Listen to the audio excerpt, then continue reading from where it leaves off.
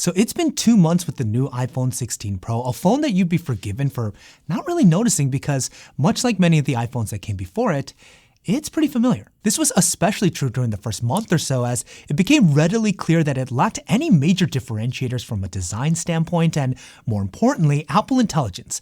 The primary selling point Apple made towards buying this phone was glaringly absent despite being in the hands of excited new owners. Well, 2 months later, we finally have iOS 18.1 available that ushers in some of Apple's heavily hyped AI features, so I thought it'd be a good idea to put together a video of how the iPhone 16 Pro has been up to this point. Hey, it's Jason. If you're new here, I make videos on consumer tech to help make sure that you're as informed as possible. Please take a quick second to press the like button and definitely consider subscribing to the channel if you find it useful. Also, I get a ton of asks on where I get the wallpapers for my phones. If you guys want them, make sure to sign up for the JSL newsletter. I send subscribers full-res wallpapers every week, as well as really good tech deals and other fun stuff. Link to subscribe will be in the description down below. Okay, first, let's talk about the iPhone 16 Pro's physical design. Yes, at first glance, this phone looks virtually identical to last year's 15 Pro, but there are some subtle and important differences. First of all, both the 16 Pro and the 16 Pro Max are slightly larger in dimensions compared to their predecessors. You'd be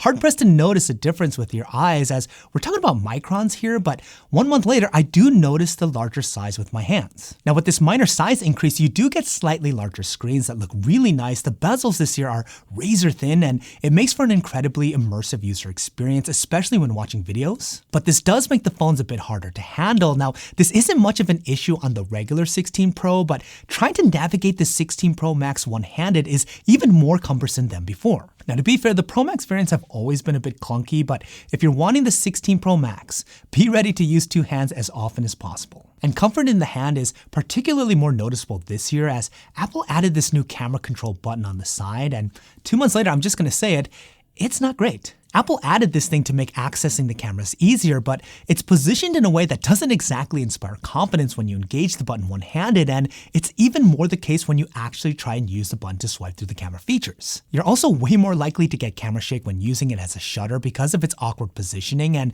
despite this being a sophisticated piece of hardware, it's something that I've almost never used. I don't feel as though there's a lot of value to this addition, as there's multiple different ways to access the same set of features in ways that are honestly a lot more comfortable and easier to navigate, and I've almost dropped my 16 Pro multiple times testing out this new feature, which would have been bad because this phone is pretty fragile. But that's where channel sponsor MagBack comes in to help keep me protected. MagBack is an industry leader when it comes to accessories for your iPhone, and their new line of elite cases and screen protectors can legit keep your iPhone 16 Pro looking brand spanking new for a very long time. First off, one of the greatest things that MagBack does that I think all case companies should do moving forward is include a tempered glass screen protector in the box in addition to the case, and the box itself is used to install the screen protector, which truly couldn't be easier. Just clean off your screen using the included cleaning materials, and then insert the phone into the embedded installation housing, then close it up, and you're gonna pull on this tab sticking out here, and then boom, in a matter of seconds, you have a perfectly installed screen protector with no misalignments or bubbles. Really couldn't be easier. From there, you have the Elite case, MagBack's newest premium case for the iPhone 16 Pro that is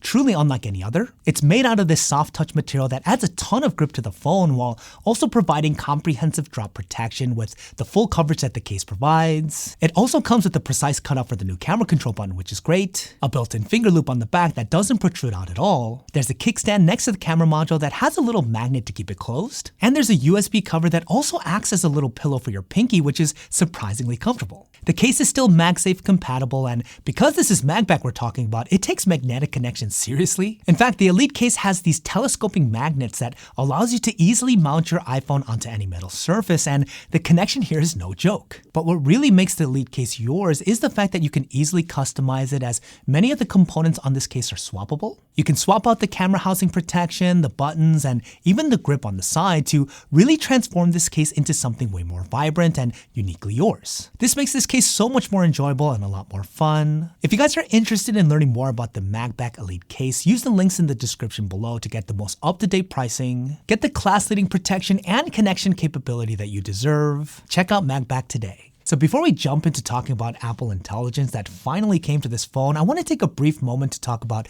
the camera quality on the 16 Pro. Now the cameras themselves and the default image quality is very familiar in it that all the cameras produce consistently high quality sharp pictures that look great out the door, but 2 months later, I think the thing about this 16 Pro that I've enjoyed the most are the new camera profiles. They give you so many different options for different film looks, and I thought that this was going to be nothing more than glorified filters, but it's so much more because of this new edit slider that lets you quickly dial in a custom look. And you can make these adjustments live in the viewfinder before you actually take the picture, which is really impressive. It takes a lot of processing power to do that, but it's also something that you can easily apply in post for ultimate flexibility. And 2 months later, I think this is a total game changer because it allows you to get such a range of really good looking photos as opposed to being stuck with only one look. But let's jump into the main reason why Apple said you should get this phone, the much anticipated Apple Intelligence features. Now, as of filming this, only a few of Apple's new AI features have been toggled on for the mass public, so we're still in a place where all the promises Apple made during the keynote are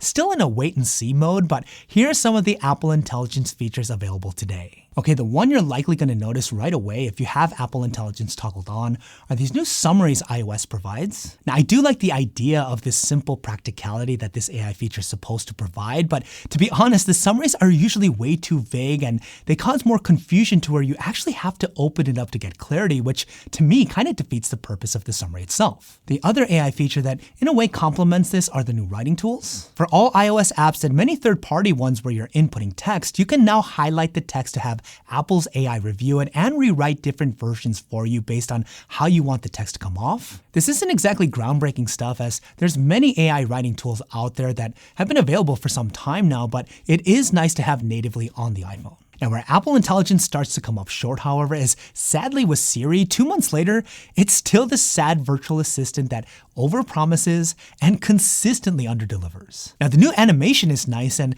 I like that you can choose new voices for Siri, but it pales in comparison to what Google Gemini can do, and it's pretty disappointing. Like if I ask Siri to write an email to my boss letting her know that I'm going to be late tomorrow, this is how Siri handles it. Write me an email template saying that I'm going to be late for work tomorrow. Send it. Now compare that to how Gemini handles the same prompt, and the difference is significant. Write me a sample email letting my boss know that I'm going to be late tomorrow and that I'm sorry.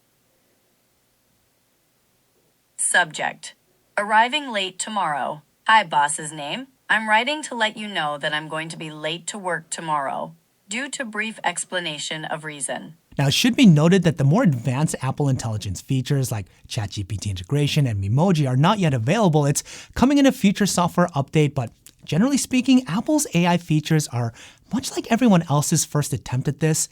It's pretty mid and nothing to write home about. And that brings me to my overall thoughts with the iPhone 16 Pro, considering that it's so similar with last year's model, which, let's face it, is similar to the last 3 models, and Apple Intelligence being pretty mid, it begs the question, is the iPhone 16 Pro worth it? I would say if you have an iPhone 13 Pro or higher, the answer is probably not. I personally would wait until the 17 Pro comes out. There's a lot of speculation that the 17 will usher in a much overdue overhaul. But if you have an iPhone 12 or under, there's enough general upgrades available to make the jump worthwhile. But even then, I would recommend looking for a cheaper iPhone 14 or 15 Pro that you can find used. Now we'll see if the features within Apple Intelligence start to improve the user experience, but for the here and now, I'm going to suggest to most people to take a pass on this one. But that's just my opinion, and I want to know what you guys think. What do you guys think about the iPhone 16 Pro 2 months later? Do you think it's disappointing like me? Or do you think it's a great phone? Curious to get your thoughts. Let me know what you guys are thinking in the comments down below. And in case you guys missed my comparison review between the iPhone 16 Pro